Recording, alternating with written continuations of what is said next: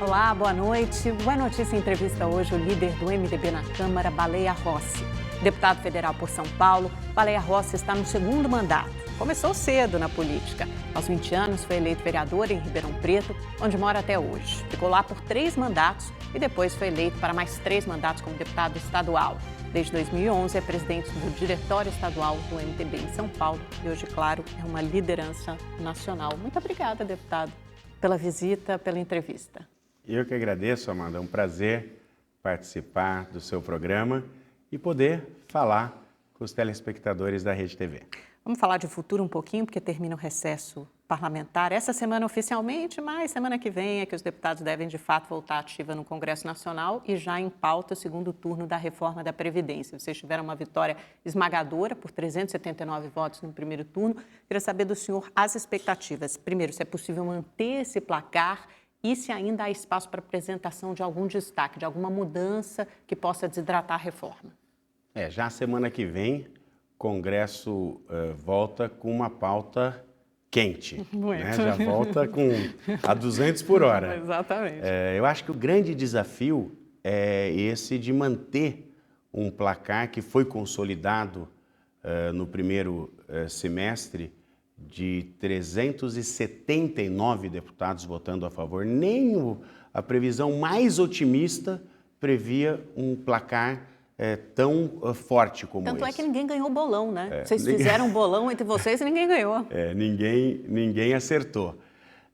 E nós temos que ter uma preocupação com os destaques, porque os destaques da oposição, se tiverem sucesso no plenário, eles acabam tendo um impacto financeiro muito grande.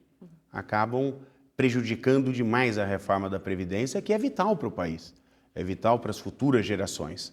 Então, nós tivemos um primeiro momento, uma vitória muito forte, e nós estamos alertas e trabalhando para que isso se confirme a semana que vem, provavelmente dia 6, nós vamos começar as discussões, mas dia 7, na quarta-feira, deverá ser votado o segundo turno e aí nós finalizamos essa etapa tão importante, que foi o fato mais importante do primeiro semestre, que é a reforma da Previdência, que vai criar condições para que o Brasil melhore e equilíbrio das contas públicas, que hoje está absolutamente insustentável. Então, acho que é a pauta primeira e prioritária já da semana que vem para a gente finalizar com o assunto Previdência Social. Não é a solução para a economia, mas é um primeiro passo para que a economia volte a crescer, né? Volte a gerar expectativas positivas no empresariado, nos investidores. Na Bolsa, a gente já viu o impacto positivo que a aprovação teve no primeiro turno. Agora, eu queria discutir mais uma questão política, porque o presidente da Câmara, Rodrigo Maia, no discurso após a votação no primeiro turno, antes da abertura do placar, ele atribui a paternidade da reforma ao Congresso. Ele não mencionou nem o presidente Bolsonaro, nem sequer o ministro da Economia, Paulo Guedes, nesse discurso, né? Ele mencionou os deputados, os líderes e algumas outras lideranças do governo.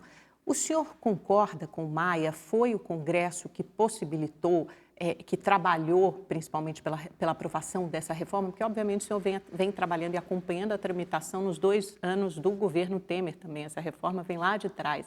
O que possibilitou, o que tornou esse momento propício para que a reforma fosse aprovada agora e fosse aprovada de maneira tão categórica, com um placar tão esmagador? Eu acho que o tema, ele estava absolutamente maduro, né? Como você falou, nos últimos 2 anos, nós tivemos um amplo debate sobre reforma da Previdência. Tiramos dúvidas, avançamos em vários pontos, grandes debates, as pessoas, não só os parlamentares, mas as pessoas começaram a entender que se a Previdência não fosse reformada, nós teríamos já preocupações até com quem já está aposentado, quiçá com as futuras gerações. Quer dizer, era um bolo de neve que crescia, que daqui a pouquinho ia explodir. Então, eu acho que esses 2 anos de debate foram importantíssimos. O presidente Rodrigo Maia foi, vamos dizer, o grande comandante desta votação. Realmente ele tem muito mérito, porque ele colocou como prioridade e não mediu esforços para reunir líderes, para conversar com os deputados, para buscar entendimentos para que a gente pudesse chegar nesse dia da votação. Mais do que o governo Bolsonaro. O presidente Bolsonaro, ele teve a coragem de encaminhar o texto para o parlamento, junto com o ministro Paulo Guedes, que Mas elaborou... sempre fez várias ressalvas ao texto também, né? Porque, historicamente, o presidente, ele sempre foi contra a reforma da Previdência. Principalmente porque ele sempre teve uma atividade muito ligada à área de segurança, a instituições públicas. Então, ele sempre viu a reforma da Previdência com ressalvas. E claro que, ao assumir a presidência da República, tendo conhecimento real das contas públicas, ele mesmo teve que reconhecer que era fundamental, senão o país não tinha a mínima perspectiva de crescimento. Então, ele teve o mérito dele ao reconhecer a importância da proposta, elaborar, junto com o Paulo Guedes e com a equipe econômica, a reforma. O Rogério Marinho teve um papel também muito importante no debate com os parlamentares. Como ele é ex-parlamentar, grande conhecedor do assunto também, ele teve um papel muito importante, mas depois o próprio presidente falou, olha, eu fiz o meu papel, mandei para o Congresso, agora é com o Congresso. Quer dizer, então ele sinalizou realmente que a bola estava com esperava do Congresso responsabilidade de fazer um bom debate e a votação. Então, acho que nesse sentido, ganha o governo, ganha o parlamento, e claro que o presidente Rodrigo Maia demonstrou uma grande capacidade política de articulação, uma grande credibilidade no parlamento para ajudar na formatação desse placar que foi acima de qualquer expectativa. Agora, tem uma parte importante que ficou de fora da reforma, que são os estados e municípios. O Senado quer incluí-los numa PEC paralela, que depois teria que voltar para a Câmara para ser aprovada. Como é que está o ambiente na Câmara dos Deputados? O senhor acha que há espaço, há chance, se o Senado aprovar a inclusão de estados e municípios desse tema, voltar à discussão na Câmara e ser aprovado também? Esse é um ótimo debate. Eu, particularmente, sou favorável à inclusão dos estados e municípios, porque nós sabemos que o que sofre o governo federal, em termos de contas públicas, em déficit público, a realidade é igual para os estados e para os municípios.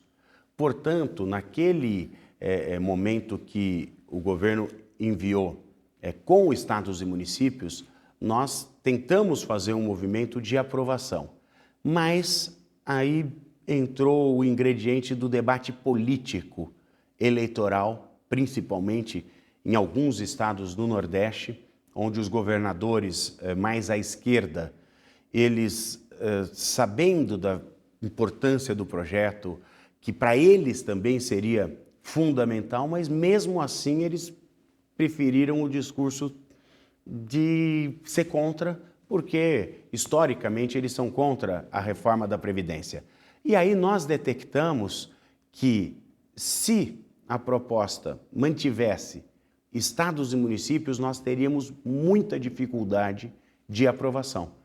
Por isso que, em determinado momento, nós tivemos essa decisão de apartar estados e municípios, deixar para que as assembleias legislativas pudessem discutir a reforma da Previdência em cada um dos estados e as câmaras municipais em cada um dos municípios. O ideal seria votar com os entes juntos, mas isso não foi possível. Mas se esse tema for revisitado, há alguma chance de mudança de posição por parte dos parlamentares que já eram, que são contra hoje a inclusão de estados e municípios? Eu acho que nós podemos amadurecer esse debate. Eu acho que podemos construir. A ideia que está se debatendo é o Senado incluir novamente estados e municípios, fazer a promulgação da parte comum que a Câmara já votou, portanto, isso não prejudica e não atrasa a reforma da Previdência, é importante ressaltar isso. E aí somente a reinclusão de estados e municípios voltaria para a Câmara, para a CCJ, para começar uma discussão e um amadurecimento desse tema. O ideal é a gente conseguir avançar.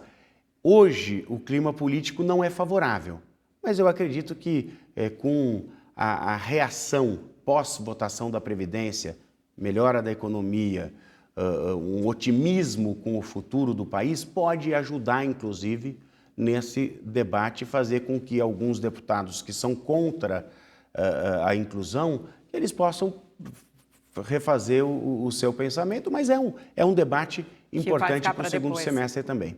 Porque aí prevaleceram essas disputas paroquiais, a gente tem que ter em mente que ano que vem já tem eleição municipal, né? Então, muitos desses deputados têm interesse nessas eleições de 2020, mas tudo bem, vamos esperar. Agora, deputado, o senhor acha que a relação do Executivo com o Congresso vai melhorar no segundo semestre? Porque a gente viu no primeiro semestre uma série de troca de farpas entre o próprio presidente da Câmara, Rodrigo Maia, e o presidente Bolsonaro, uma série de desgastes. Essa relação, a seu ver, tende a melhorar? Olha, já está melhorando. Nesse final de primeiro semestre, nós tivemos bons avanços no diálogo, na conversa.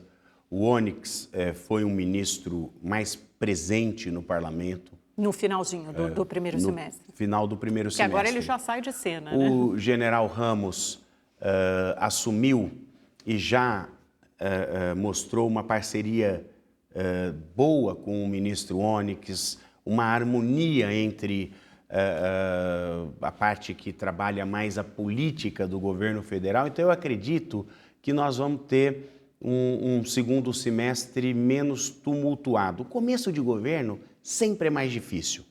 Você tem mudanças estruturais que o governo propôs, que são importantes, é a maneira deles agirem.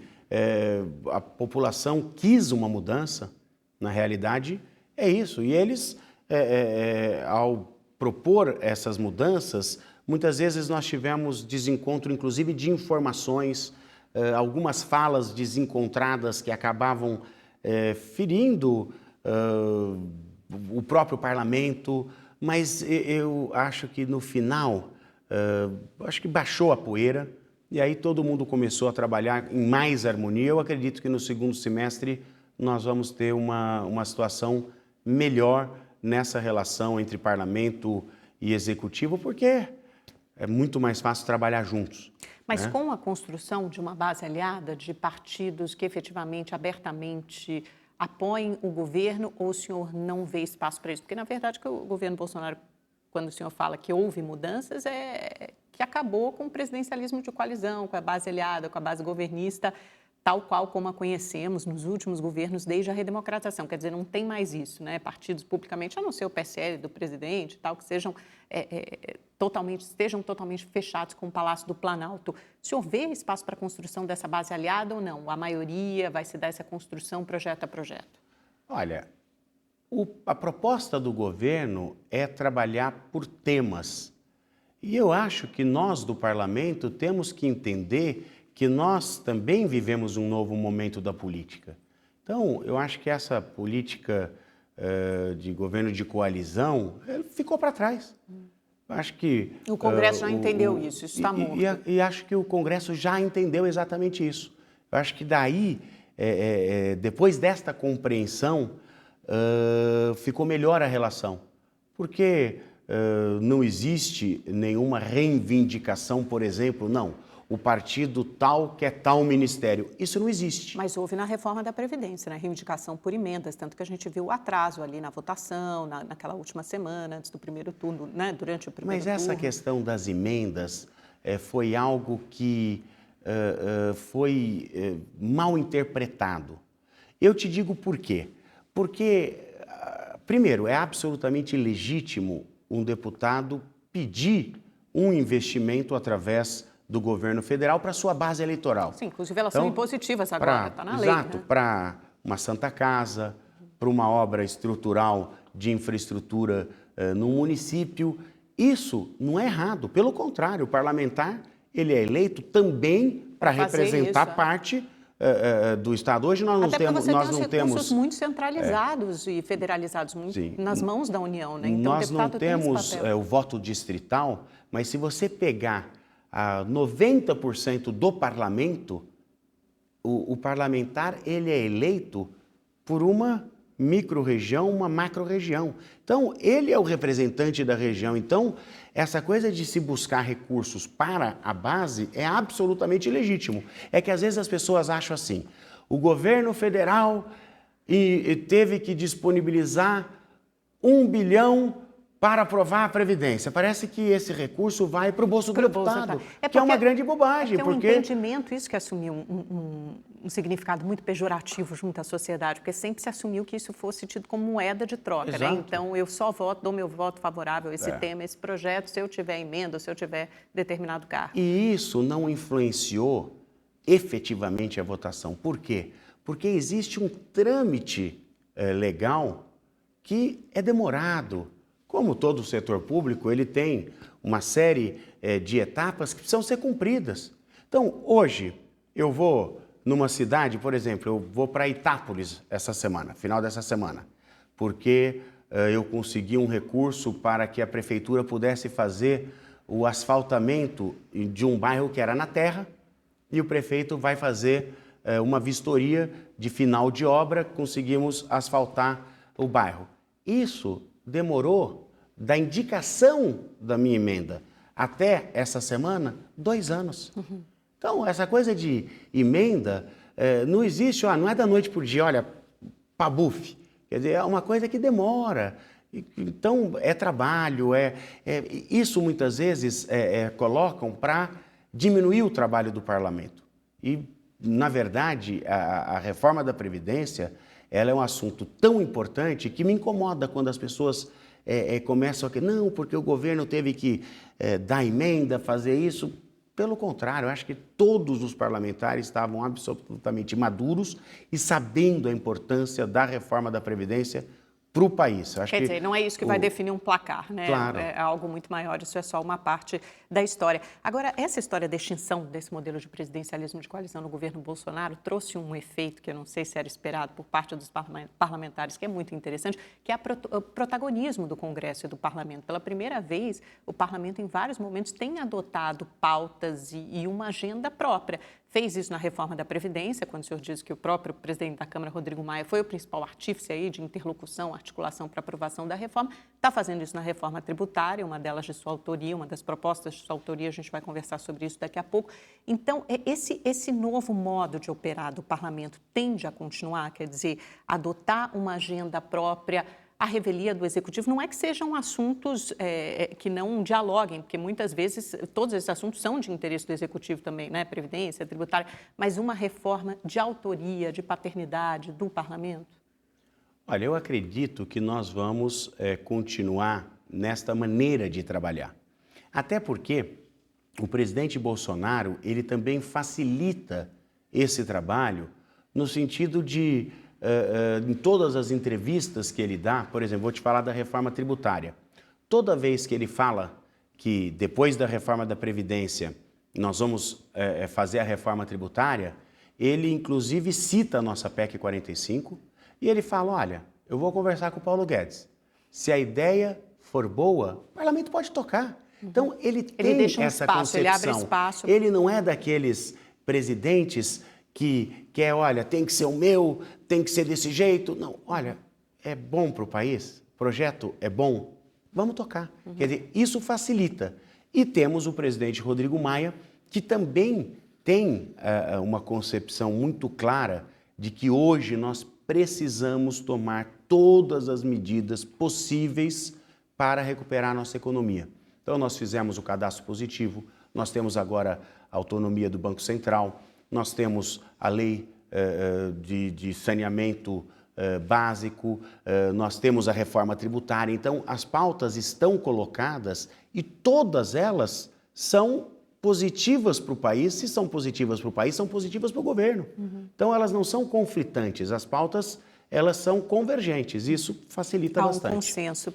Vamos mudar de assunto um pouquinho, deputado. Qual a sua avaliação sobre o caso do hackeamento do celular do ministro Sérgio Moro, dos procuradores da Lava Jato? Na sua opinião, eles saem menores desse episódio por causa do conteúdo divulgado pelo The Intercept Brasil e alguns outros veículos de imprensa?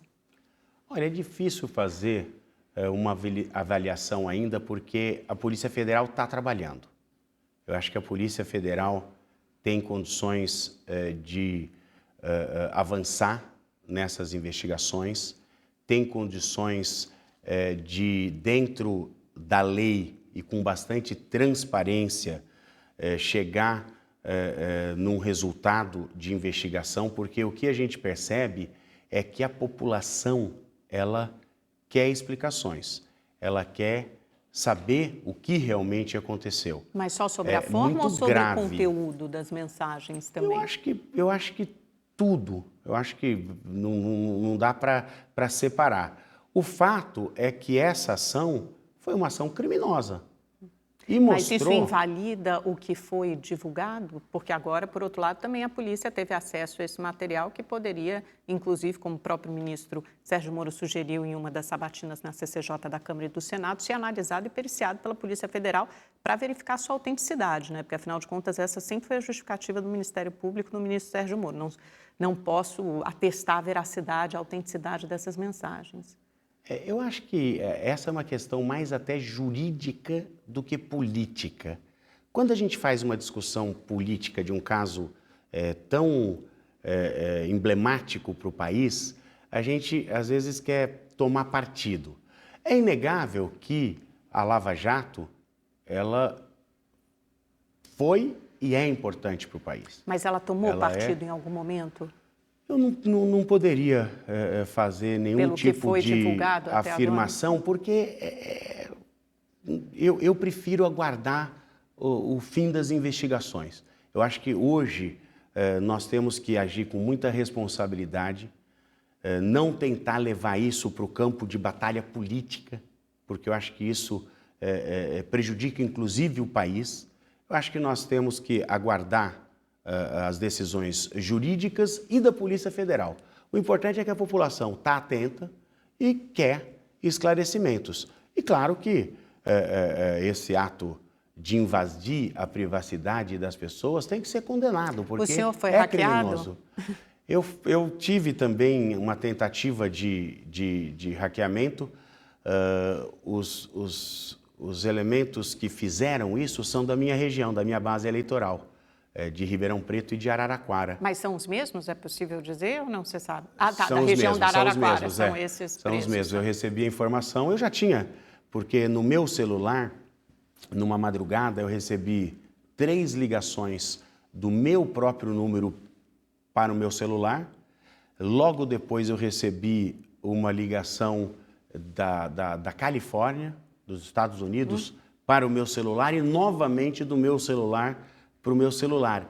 E quando eu vi aquilo, sabidamente era uma tentativa de hackeamento, mas como eu não tenho frequência, não uso o Telegram, acho que eles não tiveram êxito. Agora, é um ato criminoso, é um ato que, independentemente das pessoas que foram hackeadas, isso demonstra que a vulnerabilidade que nós temos hoje como cidadão. Quer dizer, hoje está todo mundo conectado, hoje está todo mundo na internet, nas redes sociais, nesses aplicativos. Quer dizer, nós precisamos ter mecanismos para garantir a individualidade de cada uma das pessoas. O Sérgio Moro chegou a ligar para alguma dessas autoridades, notificá-las sobre esse hackeamento, dizendo que elas tinham, informá-las que elas tinham sido vítimas de hackers e sugeriu até a destruição de provas, né? Depois voltou atrás, recuou, disse que essa função não era dele, essa prerrogativa não era dele, sim, do juiz do caso, o juiz Valisney, que poderia dar essa ordem de destruição das provas. Muitos críticos e parlamentares, inclusive da oposição, disseram que houve abuso de autoridade e que ele faz uma confusão entre o papel de juiz, que ele exercia até agora, e o papel de ministro. O senhor vê essa confusão normalmente? Olha, o ministro Sérgio Moro, ele foi vítima naquele momento também de uma invasão da privacidade dele. Mas ele é vítima e também é chefe da PF e talvez tenha tido acesso a dados sigilosos do inquérito, né? Já que ele sabe a lista de autoridades hackeadas. Eu li em algumas matérias sobre isso, mas é aquilo que eu te falei. Eu prefiro aguardar a decisão da Justiça, a conclusão da Polícia Federal.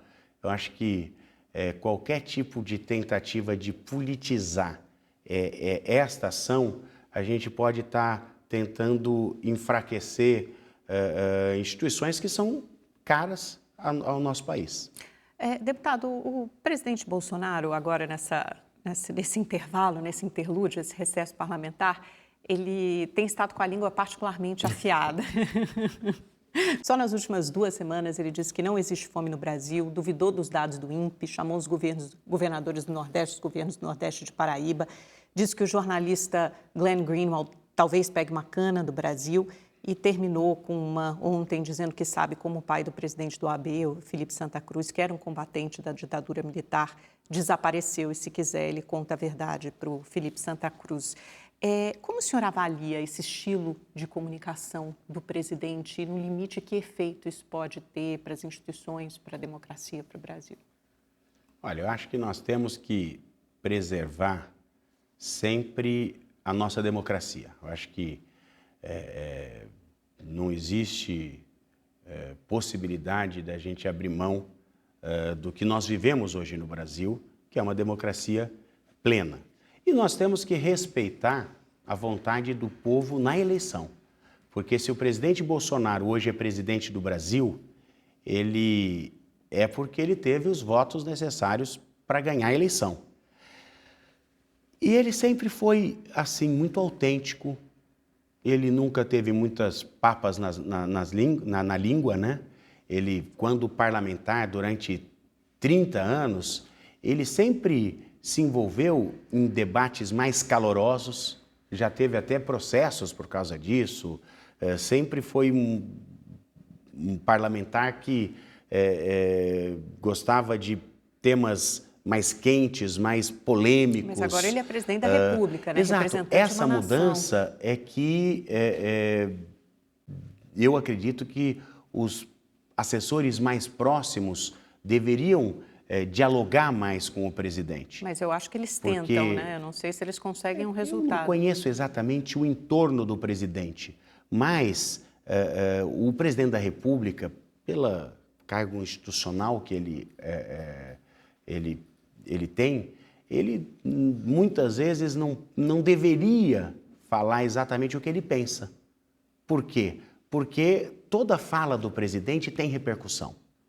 E repercussão grande, porque ele é o número 1 do país, ele é o que representa o país institucionalmente. Então, eu acho que o que nós temos hoje é uma dificuldade de fazer com que o presidente ele tenha uma linha mais como chefe realmente do Estado brasileiro. Ele, de uma maneira muito fácil, ele fala as coisas e acabam tendo repercussão. No parlamento tem menos repercussão.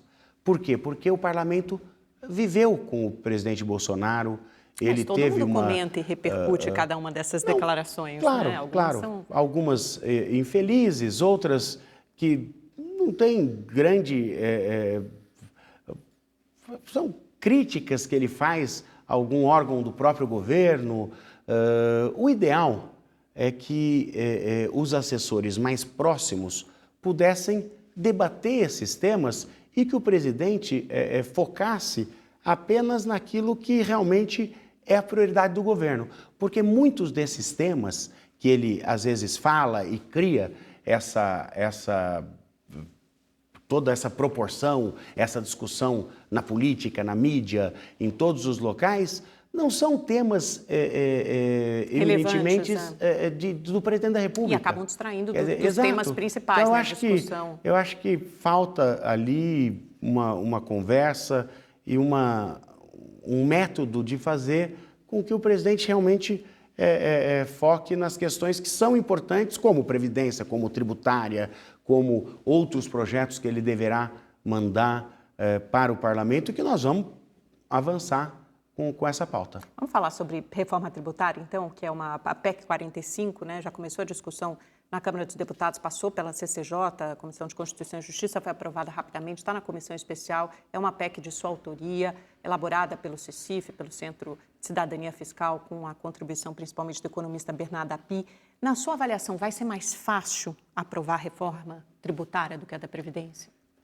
O tema reforma tributária, ele é mais fácil que o tema reforma da Previdência. Agora, nós temos o tema da reforma tributária no país até um pouco desgastado. Por quê? Porque nós temos esse debate há 30 anos no Congresso e no governo. Há 30 anos que a reforma tributária é necessária, todo mundo sabe que ela é importante. Junto com a reforma da Previdência, a reforma tributária pode dar as condições para a nossa economia reagir, gerar empregos que são tão necessários.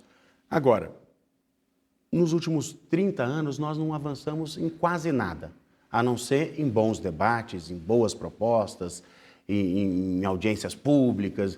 Eu acho que chegou o momento e hoje a política ela está com um clima favorável para fazer um bom debate, buscar novas ideias, buscar sugestões de alterações, mas não ficar só no debate, ficar já com um cronograma claro, que o presidente Rodrigo Maia já falou, que essa será a prioridade do parlamento, o próprio presidente Bolsonaro já falou que essa vai ser a prioridade do governo federal, da gente fazer o bom debate agora em agosto e setembro, mas votar uma reforma tributária que melhore a competitividade das nossas empresas. Votar ainda nesse semestre. O senhor acredita na aprovação na Câmara no segundo semestre do ano? Eu acredito que nós temos todos os elementos políticos favoráveis para aprovação no segundo semestre. Só para você ter uma ideia, Amanda, nós tivemos uma votação recorde na CCJ. Sim. Todos os partidos apoiaram, com exceção do PSOL, que não tem uma agenda econômica, né? Na comissão especial, o deputado Hildo Rocha, do MDB do Maranhão, foi eleito presidente com a totalidade dos votos.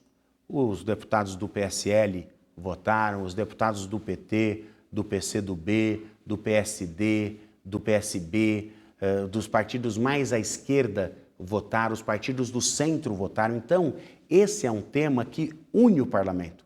Não é um tema da direita ou da esquerda ou do centro. É um tema que está também maduro, é um tema que hoje as pessoas sabem que se a gente conseguir em 2019 superar 2 reformas estruturantes, nós vamos dar condições para o Brasil reagir.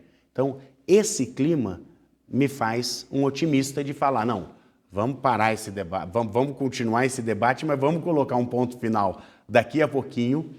A PEC 45 de minha autoria, elaborada pelo CECIF, é boa, tem as características dos bons IVA, dos países mais desenvolvidos. Vamos explicar um pouquinho essa reforma. Primeiro, deputado, antes disso, eu acho que também tem que ser feito esse trabalho de dialogar, explicar para a população, eu acho que ela entende perfeitamente a necessidade, por que é tão necessária uma reforma tributária. É mais fácil até de entender do que a necessidade da reforma da Previdência. Por que essa engenharia tributária é tão complexa? Dê alguns exemplos da complexidade dessa engenharia tributária e de como a proposta do CECIF apresentada pelo senhor visa simplificar isso. Olha, nós temos hoje, sabidamente, o pior sistema tributário do mundo, com uma série de remendos, com milhares de legislações. Hoje nós temos uma legislação federal, depois nós temos 27 legislações diferentes, uma em cada estado brasileiro. Depois nós temos mais de 5.500 legislações e muda todo dia. Quer dizer, você imagina o empresário entender essa complexidade. Nós temos alguns estudos, e tem um estudo recente, que mostra a complexidade do sistema tributário em 100 países. O Brasil ficou em último lugar. Então, nós precisamos mudar isso. E para o consumidor também é muito difícil, porque a gente não sabe quanto a gente paga de imposto, não tem essa clareza, né? E é exatamente isso que a proposta de vocês pretende mudar, que fique muito claro quanto a gente paga de imposto em cada produto que a gente consome. E muitas vezes o próprio governo, ele faz o chutômetro, mais ou menos quanto que você paga de imposto, porque o próprio governo, com tamanha complexidade, não sabe exatamente quanto que se paga de imposto no Brasil, porque é imposto em cascata, imposto sobre imposto. Então, nós pegamos, nesse estudo do CECIF, o que há de mais moderno em legislação e simplificar. Nós teremos o IBS, que é o Imposto sobre Bens e Serviços, que é a unificação de 5 impostos que incidem sobre o consumo, que são 3 federais, o IPI, o PIS e o COFINS. Nós temos um estadual, que é o ICMS, e nós temos um municipal, que é o ISS. A ideia é criar desses 5 impostos um só, e ao invés de tributar um pouco na origem, no meio da cadeia produtiva, um pouco no destino, é 100% da tributação num só imposto no destino. Então, isso vai fazer com que as empresas saibam o que pagam, vai acabar a judicialização, que é muito cara no Brasil, porque cada um quer discutir qual alíquota que é melhor, quer discutir com o governo municipal, o governo do estado, com a federação. E não vai mais ter aquela coisa de cada produto ter uma alíquota diferente, né? Vai ser uma mesma. Vai ser o uniforme. Imposto municipal vai ter uma alíquota, o imposto estadual outra, os federais outra, e aí você vai devolvendo na cadeia, né? Para não ficar acumulativo. Você paga em cada etapa da cadeia e vai ganhando crédito no final. E você ganha crédito. Então, primeiro, para melhorar a competitividade das nossas empresas, isso é fundamental. Porque você diminui o custo do Brasil. Hoje tem empresa que tem 100 funcionários num departamento de tributação só para saber o que a empresa precisa pagar de imposto. Ou seja, é muito caro, é oneroso e torna a empresa muito menos competitiva mundialmente. Né? Você pega para a população. Hoje, a população não sabe que paga pouco, quanto paga de imposto. Sabe que paga muito.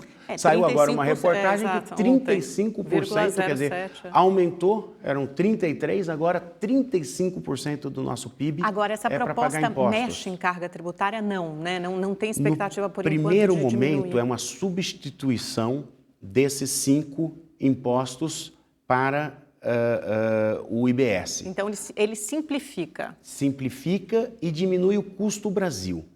Você acaba ganhando muito e não ter que gastar com uma série de questões que acabam sendo embutidos, tudo isso no preço final dos produtos.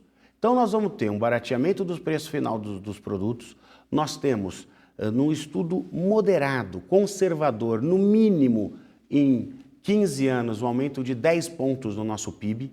Isso, gera renda, gera emprego. Então, no primeiro momento, o benefício é para a indústria, para as empresas, ou para o setor de bens e serviços, sei lá. Mas, no segundo momento, obviamente, isso se reverte em benefício da população. E você aumenta, no mínimo, em 10% o poder de compra de todas as famílias. Então, você acaba tendo um efeito positivo muito grande da reforma tributária que todos vão sentir. Então, além de dar possibilidade das nossas empresas reagirem. Por exemplo, o governo anunciou agora algo que é muito importante para o país, que é o pré-acordo de livre comércio entre o Brasil e a União Europeia. Sim. Agora, você imagina, com essa complexidade do nosso sistema tributário, as empresas brasileiras competirem com as empresas europeias. Então, mais do que nunca, para preparar o país para esse livre comércio, nós precisamos dar garantias de simplicidade, de tranquilidade e de competitividade para as nossas empresas. Deputado, vou interromper um minutinho, a gente vai para um rápido intervalo, voltamos em seguida para falar mais sobre reforma tributária. Não saia daí. Olá, estamos de volta com o deputado federal Baleia Rossi, que é líder do MDB na Câmara dos Deputados. Deputado, a sua proposta, como o senhor disse, prevê unificar 5 impostos, 3 federais, um estadual, um municipal. Há outras propostas aí na pauta, tem uma do ex-deputado Luiz Carlos Auli no Senado, tem outra que unifica, acho que 9 impostos, né? Já passou pela Câmara, tem outra a ser apresentada ainda pelo governo, né, da equipe lá do Marco Sintra, secretário especial da Receita Federal, e essa prevê a unificação apenas de impostos federais e ainda fala na possibilidade, depois a gente fala sobre isso, da volta de um imposto sobre pagamentos, né, sobre transações financeiras. Tem uma outra de um grupo de empresários do Movimento Brasil 200. Quer dizer, e o governo argumenta que agora seria, num primeiro momento, mais fácil deixar os impostos estaduais e municipais de fora. e simplificar, unificando apenas os impostos federais. Por que o senhor acha que isso não é verdade, que tem clima, que é possível incluir os estados nessa reforma? Olha, eu tenho um respeito muito grande pelo Paulo Guedes como ministro da Economia. Acho que ele é um cara que entende tudo de economia e dá uma estabilidade para o nosso país. O Marco Sintra foi parlamentar, conhece também bastante de tributação, foi lá atrás o grande defensor do imposto único no país. Eu entendo que agora o momento político ele é favorável a votar não uma meia reforma, mas uma reforma de verdade. Então, claro que seria um avanço você fazer uma unificação dos 3 impostos federais apenas, mas a repercussão disso na economia eu acho que é tímida. É um avanço, mas é pouco. Para o momento político que a gente está vivendo, que o presidente Jair Bolsonaro é a favor de uma reforma tributária, o presidente Rodrigo Maia é a favor de uma reforma tributária, todos os líderes partidários já se colocaram a favor de uma reforma tributária. Nós tivemos uma votação rápida na CCJ e uma unanimidade na comissão especial. Então, eu acho que o momento que nós estamos vivendo, nós não podemos abrir mão de fazer uma reforma que realmente mude o sistema tributário mais audaciosa. Atual. E até os estados estão dispostos, né, a fazerem parte dessa reforma da Previdência, eles já se manifestaram favoravelmente. Os governadores estão se reunindo e fazendo até algumas sugestões de mudança, né? Que não mudam o cerne, o esqueleto da reforma. E a comissão especial tem essa função, a comissão especial da Câmara dos Deputados, o deputado Aguinaldo Ribeiro da Paraíba, que é experiente, é o líder da maioria, vai ser o relator, vai contribuir muito junto com o Hildo Rocha e os demais membros da comissão especial, para a gente ter um texto que possa pegar a ideia do governo naquilo que for mais importante e poder aproveitar. Algumas ideias do próprio deputado, do ex-deputado Rauli, do Paraná, que possam ser utilizadas. Eu acho que o que nós temos que buscar agora são convergências. Não adianta a gente ficar brigando. Não adianta a gente, a Câmara vai brigar com o Senado vai brigar com... Isso não leva a nada. Isso só pode atrapalhar o bom andamento da reforma tributária. Mas não há, de fato, o potencial de embate, até nessa busca por protagonismo entre executivo e legislativo, porque por mais que o presidente Bolsonaro, o senhor já mencionou aqui, diga que o legislativo pode fazer seu papel, pode tocar para frente, mas também há uma ciumeira ali, a equipe econômica quer apresentar a sua proposta, né? Essa é do Marco Sintra. Eu fiz uma palestra junto com o secretário da Receita, o Marco Sintra, aqui para a Confederação dos Transportadores do Estado de São Paulo. E o Marco Sintra, ele fez 2 colocações muito importantes nessa palestra. Primeiro, reconheceu que a PEC 45, de minha autoria, é um projeto muito bom. Ele até fez um comentário dizendo que achava difícil de a Câmara votar agora unindo os impostos estaduais e federais. Por isso que eles tinham a ideia de fazer só os federais, os municipais e os estaduais. Então, ele reconhece que o projeto é um bom projeto e que talvez seja o ideal. A dúvida é política. A dúvida é política. Eu acredito hoje que nós temos todas as condições políticas de votar uma reforma tributária ampla e significativa. Apesar da guerra fiscal, porque sempre houve resistência dos estados nesse sentido, né? Tem essa guerra fiscal, quem dá ICMS menor para atrair determinada indústria para aquele estado, e também sobre a cobrança na origem, no destino, esse sempre foi um debate que fomentou a discussão sobre reforma tributária. Hoje o ICMS ele está diminuindo a sua importância para os próprios estados. Dizem que é o imposto que tende a morrer. Então, a resistência dos governadores também é menor. Então, a arrecadação tem diminuído. Tem diminuído muito, ano após ano. E outro fato que também é importante destacar é que nós temos possibilidade de pegar algumas contribuições dos governadores para colocar na PEC 45. E tem um prazo de transição, né? A reforma não é imediata, e a transição, longa. Ela dá segurança jurídica para as empresas que estão investindo na realidade atual. Então, nós temos 10 anos de transição.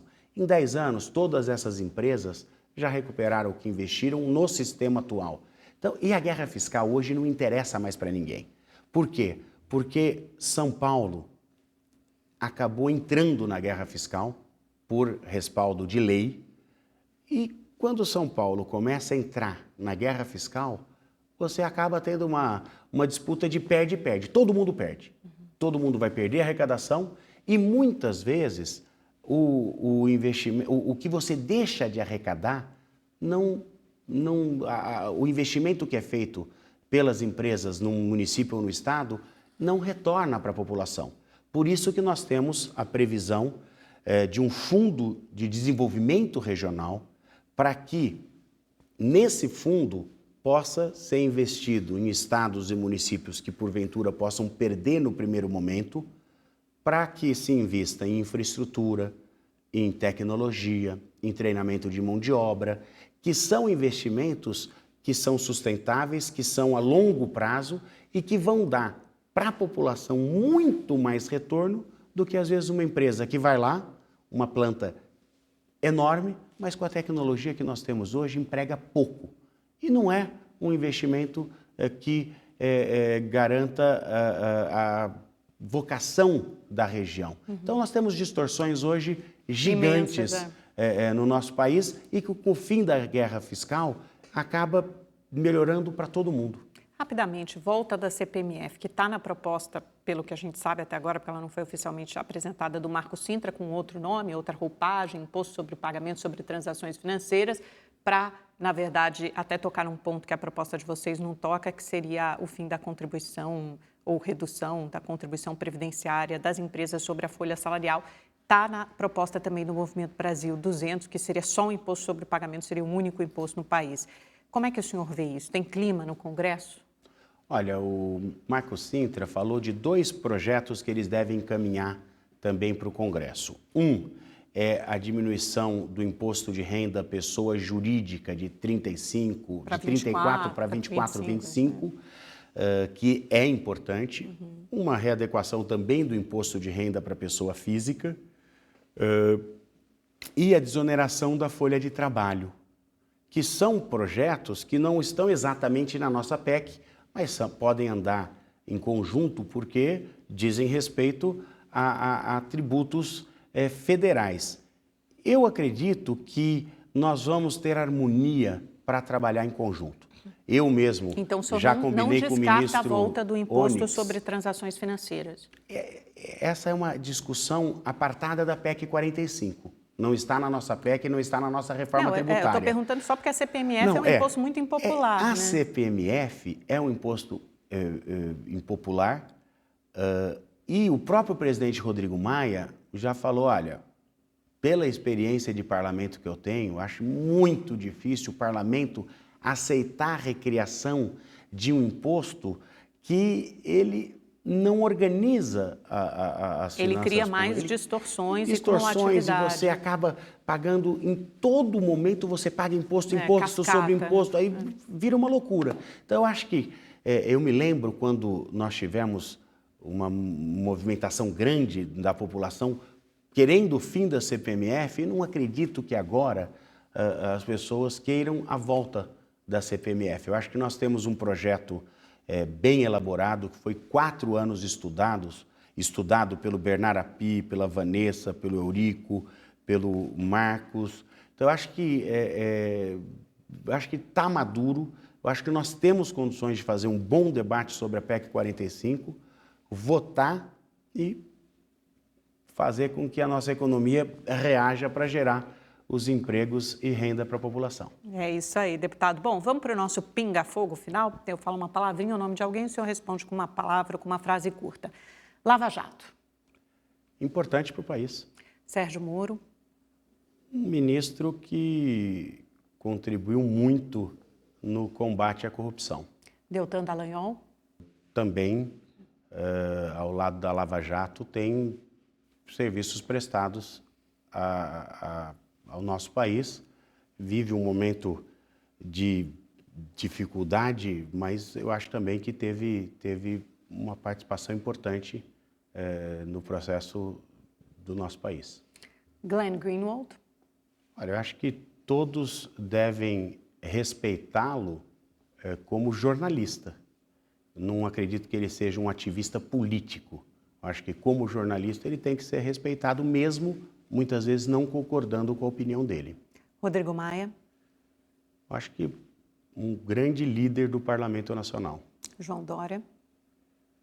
Um governador que tem demonstrado muita vontade, muita credibilidade para comandar o Estado de São Paulo. Paulo Guedes. Um ministro que, sem dúvida, garante uma estabilidade para o nosso país. Eduardo Bolsonaro. Um parlamentar que sempre contribuiu com os debates na Câmara dos Deputados, principalmente na questão da segurança, que é o foco dele. Pode ser embaixador nos Estados Unidos?